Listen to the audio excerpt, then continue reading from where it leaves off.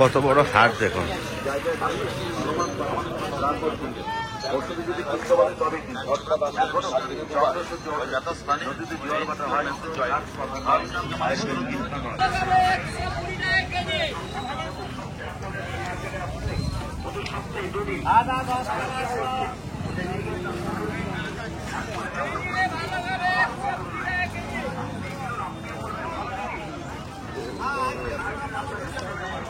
আমাদের ইলাম বাজারে যদি সব থেকে ফেমাস কিছু থাকে তো সেটা হলো এই হাটটা।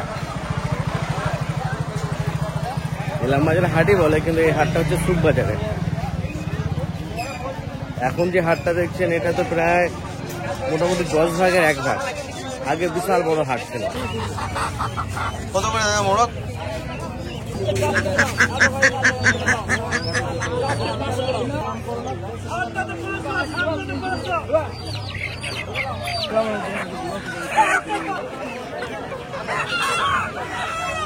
দেশি না সোনালি? পিওর দেশি। কত করে কেজি নিচ্ছিস? 350।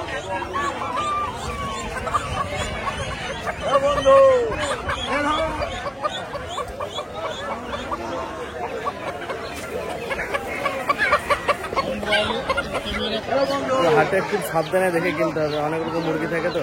350 টাকা কেজি বলছে মুরগিটা। এই দেখুন, এগুলো কিন্তু দেশি না।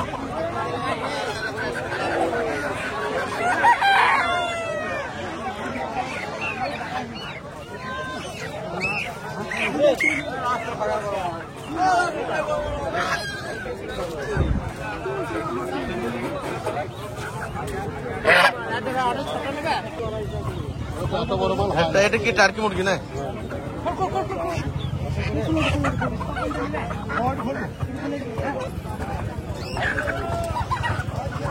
এগুলো কিন্তু সোনালি, দেখে মনে হচ্ছে পুরো দেশি মুরগি। এগুলো দেশি মুরগি না।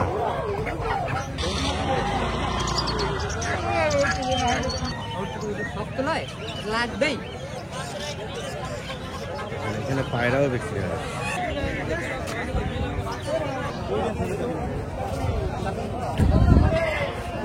এটা আপনার ছাগল নাকি দাদা? সাইজ দেওয়া, এটা আরো সাইজ।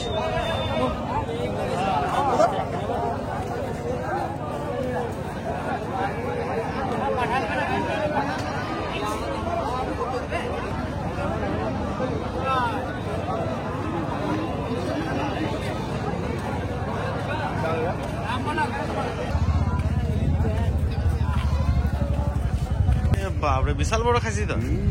পাঠা না? কি দাম আছে তো এটা? 18,000 কিনলে? এ সাইজ।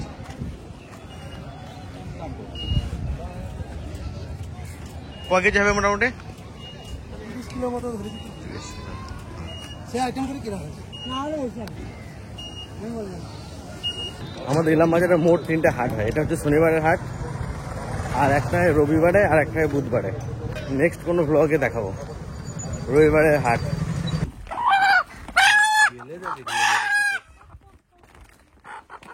সব সোনালি মুরগি, বুঝলে বাবা?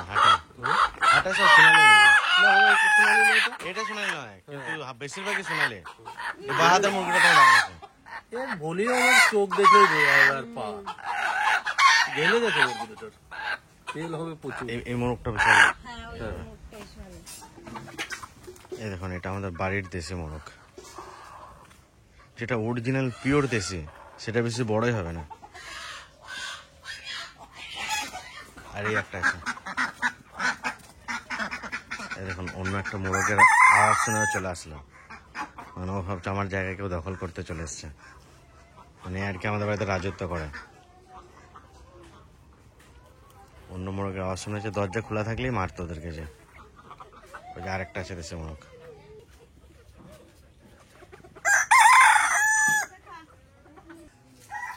হাত বাঁচতে হবে নাকি এখন? এখানে বসে বাঁচতে হবে, নিচে বসে। বেঁচে দাও বম্মাকে, শাক বেঁচে দাও। হ্যাঁ, ওদের আজকে একটু ভালো লাগতেছে শরীর। আজকের ওষুধ খাও না, ঠিক আছে? না, ওষুধ খাও না। এখন ওষুধ খেলে আরো শরীর দুর্বল হবে। আজকে ঝেড়ে খাবার খাও। এখনো কাউকে চিনে না, এখন আমাকেও চিনবে না ও। আগে ধরেন তারপরে আপনি এই যে গাড়ি পেয়ে গিয়েছে, প্যান্ট আনুক না ল্যাংটু ফুটি ঘুরে বেড়াবি নাকি? গাড়ি পিছনে পিছনে কি করছে দেখুন। এই যেতে না যেতে কই নেংটু ভাই কই? না না না না তাড়াতাড়ি দাও ধৈর্য না ধরতে না না। না টাটা বলো, টাটা টাটা। ওই বাবা বাবা বাবা বাবা কই? বাবাকে বলো টাটা টাটা। চলে দেখেন কি খাসি। এখন নামলে হবে না। আর চিনবে না কাউকে। গাড়ি স্টার্ট দেয় করে পুলিশ ঘুম টাটা টাটা করো, টাটা করো, টাটা করো, টাটা টাটা। Bye bye.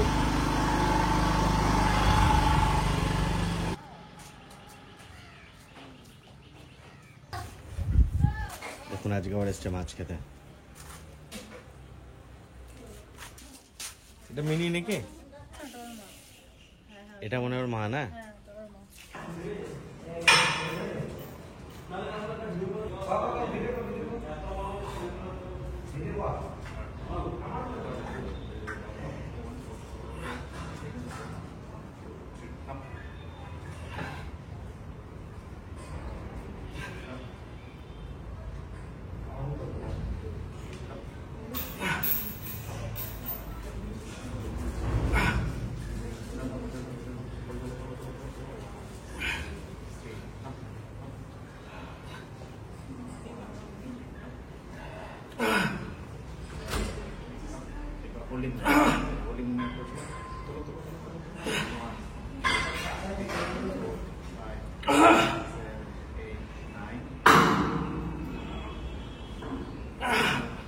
তো আগের দিন একটা ভাই জিজ্ঞাসা করছিল ওয়েট কিভাবে বাড়াবো।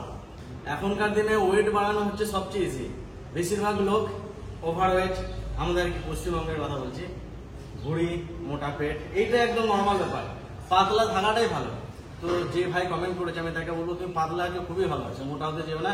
আর যদি মোটা হতে যাও দাদা আছে, দাদাকে টিপস দেবে, তো সেটা ফলো করলে অবশ্যই মোটা হয়ে যাবে। যখন খাবার খাবে, ঠিক আছে, খাওয়ার সঙ্গে সঙ্গে ওয়ার্কআউটটা কিন্তু ম্যাটার, ঠিক আছে। শুধু যদি খেয়ে যাও যে এক্সট্রা ক্যালোরি, সেটা এক্সট্রা ক্যালোরি কিন্তু ফ্যাট হিসাবে জমা হবে। তো সেই হিসাবে কি করতে হবে, হালকা ফুলকা ওয়ার্কআউট করতে হবে। চাই জিমে করো, জিম না থাকলে বাড়িতে যে ওয়ার্কআউট গুলো হয়। যদি মাসেল টাসেল না দরকার হয়, শুধু মোটা হতে যাও, তাহলে ঝেড়ে কলা রুটি খাও। স্লাইস রুটি পাওয়া যায় মিষ্টির দোকানে, স্লাইস রুটি আর তার সঙ্গে কলা, ডজন কলা খেলো, প্রায় 1 ডজন কলা, রাইস খাও যদি পান্তা ভাত, সিঙ্গাড়া মানে 25 ক্যালোরি, এসব খেয়ে যাও আরামসে, একদম ইজি ব্যাপার ওয়েট বাড়ানো। ওয়েট যদি বাড়াতে যাও, যদি বলে শুধু ওয়েট বাড়াবো, মানে ওভারে যদি ওয়েট বাড়াতে যাও, তাহলে যা খুশি তাই খাও, বেশি করে খাও। আর তুমি যদি না আমি কোয়ালিটি বাড়াবো, যেখানে আমার ফ্যাট থাকবে না, সেখানে কিন্তু তাহলে তোমাকে ওয়ার্কআউটটা করতে হবে, মানে খাবার খাওয়ার সঙ্গে সঙ্গে, ঠিক আছে। মেন ব্যাপার তোমাকে ওয়ার্কআউটে যেতে হবে, ঠিক আছে। শুধু ডায়েট করে তুমি যদি ভাবো আমি মানে ওয়েটটা বাড়িয়ে নেবো, ডেফিনেটলি ওয়েট বাড়বে, ঠিক আছে। কিন্তু সেই ক্ষেত্রে মাসেল মাস বাড়বে নাকি বলতে পারছি না, ফ্যাট তো গেন হবে। কিন্তু কেউ যখন ওয়েট বাড়ায়, সে তখন চাইবে যে হ্যাঁ আমার যেন ফ্যাটটা না বাড়ুক, ঠিক আছে। ফ্যাট বাড়লে তো আমার সে জিমে আসতে নাহলে কিছু না কিছু করতে হবে, হলো। তো এইটা হচ্ছে ব্যাপার। তুমি যাই করো, যেভাবে খাও, ওয়ার্কআউটটা ডেফিনেটলি করো, যাতে বাড়িতে হোক বা জিমে হোক, যেখানে হোক ওয়ার্কআউটটা করতে লাগবে। এমনি আমি সবাইকে বলছি, কারোর যদি কিছু জানার থাকে অবশ্যই কমেন্ট করে জানাবে, দাদা আছে, আমি জিজ্ঞাসা করে বলে দেবো, বা আমি যতটা জানি যতটা সম্ভব বলে দেবো। আর আমি আরেকটা ভেঙে বলে দেখি যে তোমরা যদি এমনি জাস্ট এগুলো তো আমি নর্মালি বললাম, কিন্তু যদি ক্যালকুলেশন করতে যাও, তো তোমার মানে ওখানে BMR আসছে, TDE আসছে, ক্যালোরি সারপ্লাস আসছে, ক্যালোরি ডেফিসিট আসছে, এই ওয়ার্ডগুলো চলে আসবে, ঠিক আছে। কিন্তু এই ওয়ার্ডগুলো আমি না ইউজ করে আমি জাস্ট সিম্পলি বললাম, হলো। তো এই হচ্ছে ব্যাপার।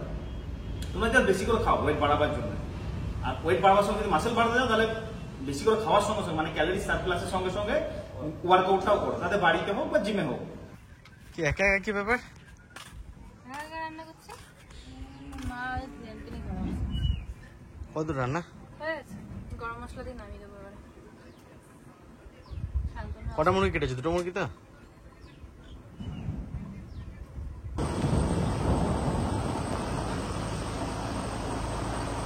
কদিন পরে এই 2 দিকে কাশফুল ফুটে থাকবে, দেখবে কি সুন্দর লাগে দেখতে তখন।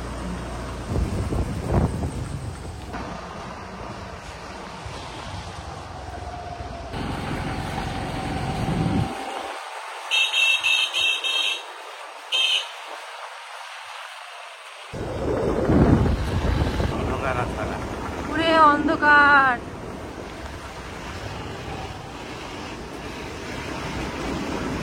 বিশাল মেঘ করেছে আকাশে, অতিরিক্ত মেঘ করেছে, পুরো থমকে আছে আবহাওয়াটা, বিশাল জোরে বৃষ্টি আসবে।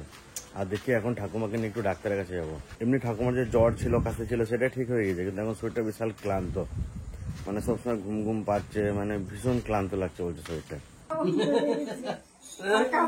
কিরে ঘন্টা খাওয়া হচ্ছে? বাপরে এত চেঁচানো! আরে নিবাদি বলছে, ফোন করেছে, হ্যালো। বলো না?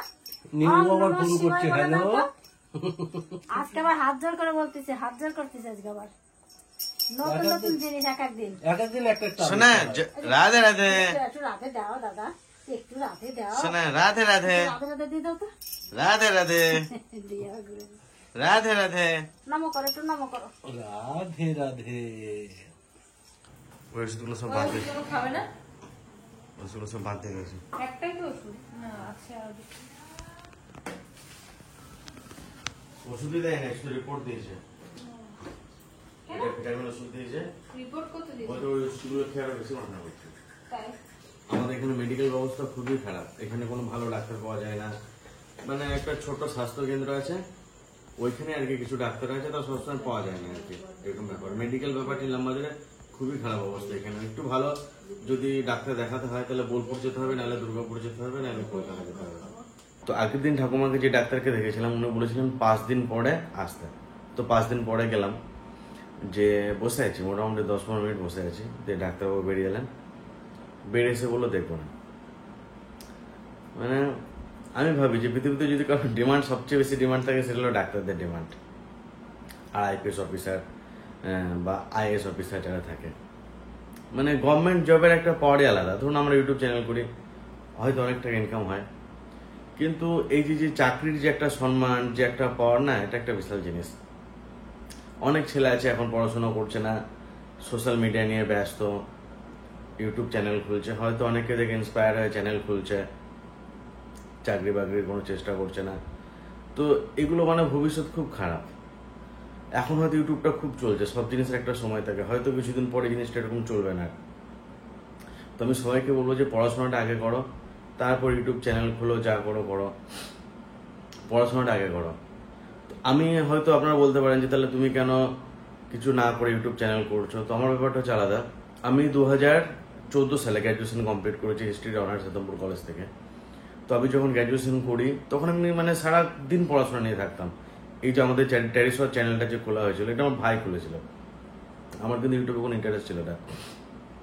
আমি সবসময় পড়াশোনাই করতাম, সারাদিন রাত আমি শুধু পড়াশোনা নিয়ে থাকতাম। তো আমি ডিএলএড করেছিলাম গ্র্যাজুয়েশন করার পর। তো আমি প্রাইমারির প্রিপারেশন নিয়েছিলাম, কিন্তু প্রাইমারি এক্সাম হচ্ছিল না সেরকম সেভাবে, অনেকদিন বন্ধ ছিল, যে কারণে আমি এনটিপিসির প্রিপারেশন নিতাম, রেলের।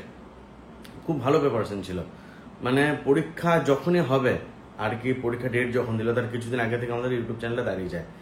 মানে আমি প্রথমে ইউটিউবে সেভাবে যুক্ত হইনি। প্রথমে ভাই করতো, ঠাকুমা করতো, মা করতো, 3 জন মিলে করতো। ভাই ক্যামেরা করতো, আর অয়ন আর ভাই 2 জন মিলে এডিট করতাম। আমি এডিটও করতাম না, ক্যামেরাও করতাম না, কিচ্ছু করতাম না, আমি শুধু সারাদিন পড়াশোনা করতাম। হয়তো একটু খাওয়ার সময় এসে খাওয়াটা দেখে দিলাম, 5-10 মিনিটের ব্যাপার। তো যখন দেখলাম যে চ্যানেলটা দাঁড়াচ্ছে না, অনেক চেষ্টা করছে, ভাই প্রচুর পরিশ্রম করছে, গ্রামের লোকরা হাসাহাসি করছে, মানে তখন আমাদের এখানে কেউ ভিডিও করতো না আমাদের গ্রামে। তো আমরা মাঠে ঘাটে গ্রামে এসব রান্না বান্না করতাম, সবাই থেকে হাসাহাসি করতো। কিন্তু আমি দেখলাম যে সবাই যেহেতু হাসাহাসি করছে, এরকম করছে, ব্যঙ্গ করছে, তাহলে আমিও একটু চেষ্টা করে দেখি ভাইয়ের সঙ্গে লাগে। ওই তখন থেকে শুরু হলো। তখন মানে আমি আবার, আমার একটা এমন সব আছে, আমি যে জিনিসটার পিছনে লাগি পুরো 100% ওইটার উপরই ফোকাস দিই।